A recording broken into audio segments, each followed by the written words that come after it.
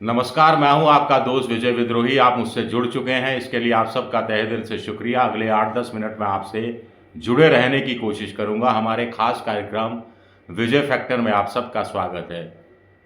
तो कांग्रेस के नेता राहुल गांधी ने कांग्रेसियों को ही 3 श्रेणियों में बांटा है।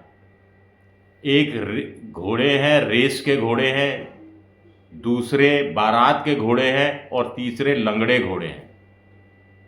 रेस के घोड़ों को चुनाव मैदान में उतारा जाएगा, बारात के घोड़ों को संगठन के काम में खपाया जाएगा और लंगड़े घोड़ों को रिटायर कर दिया जाएगा। आगे राहुल गांधी 2 बातें और कह रहे हैं। वो ऐसे नेताओं को निशाने पर ले रहे हैं जो किसी बड़े नेता की सिफारिश पर बड़ा पद पा गए और अब बड़ा काम या छोटा काम भी करके नहीं दिखा पा रहे हैं, यानी अपने पद के साथ न्याय नहीं कर पा रहे हैं।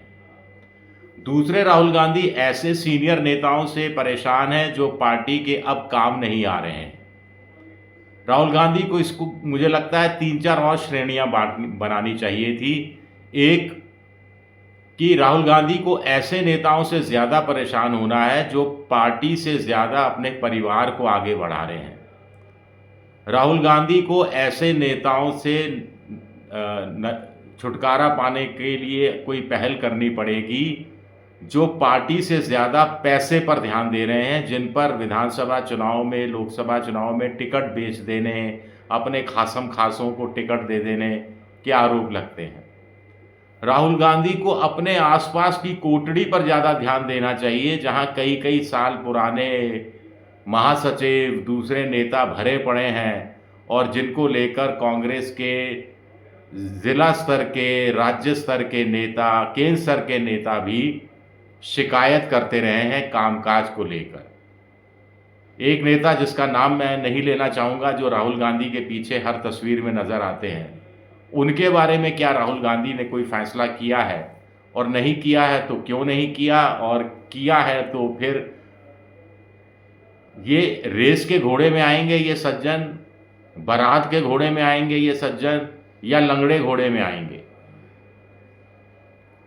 सबसे बड़ी बात है कि बारात के घोड़े वाली जो श्रेणी है वो संगठन का काम देखेगी।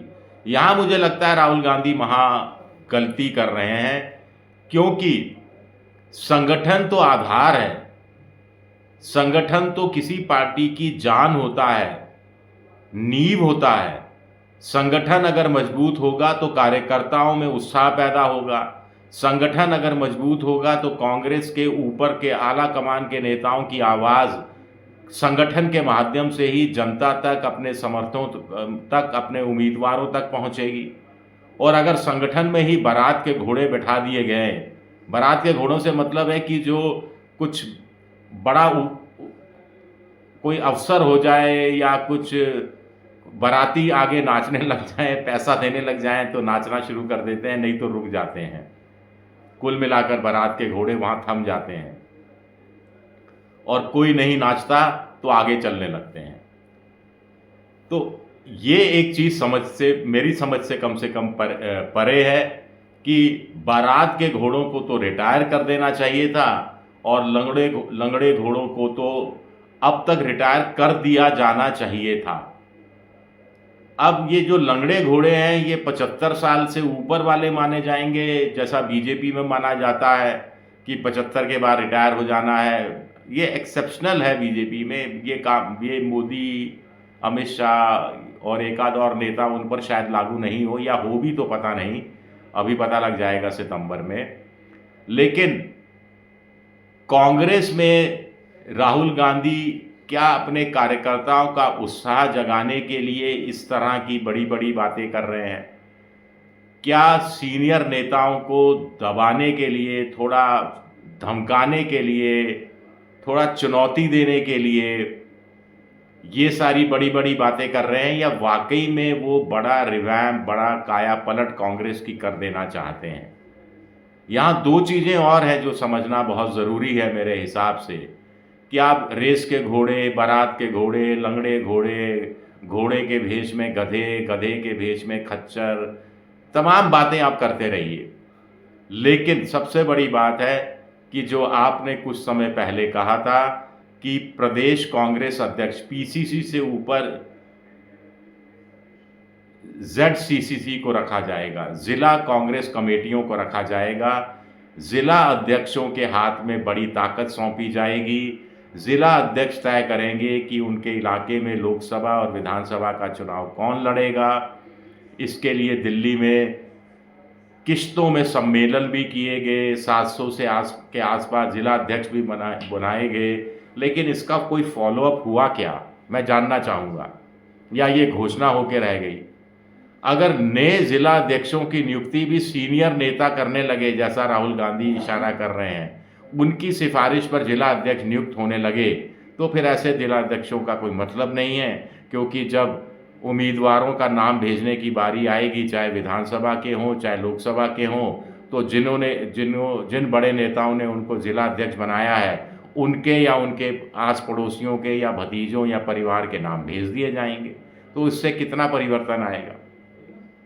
दूसरा, क्या इस बात की स्टडी हुई है कि कितने जो ज़िला प्रदेश अध्यक्ष के कितने कार्यालय खुल गए हैं, कितने कार्यालयों के अंदर टेबल कुर्सी जम गई है, पैसा पहुंचना शुरू हो गया है संगठन के काम को चलाने के लिए।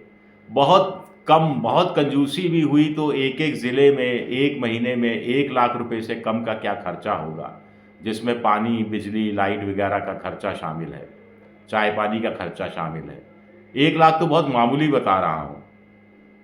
इन जिला अध्यक्षों ने जो अपनी टीम बनाई है, उसके नेताओं का कोई सर्वे किया गया है, कोई मॉनिटरिंग की गई है, कोई एक तरह से पॉलिटिकल ऑडिट किया गया है कि ये नेता किस स्तर के हैं, इनकी बैकग्राउंड क्या है, कांग्रेस की विचारधारा से कितने जुड़े हुए हैं, दूसरी पार्टी से आए तो कितने समय पहले आए, दूसरी पार्टी में क्या पद हासिल करते थे। ये एक बड़ा सवाल है। और एक सबसे बड़ा सवाल है जो राहुल गांधी उस तरफ नहीं देख रहे हैं, जो बीजेपी जिस काम में पारंगत हो चुकी है, वो बूथ मैनेजमेंट के लेवल पर, बिल्कुल माइक्रो लेवल पर सारा मैनेजमेंट करना। एक बूथ 10 यूथ, ये बात पुरानी हो गई। पन्ना प्रमुख पुराने हो गए, अर्ध पन्ना प्रमुख पुराने हो गए।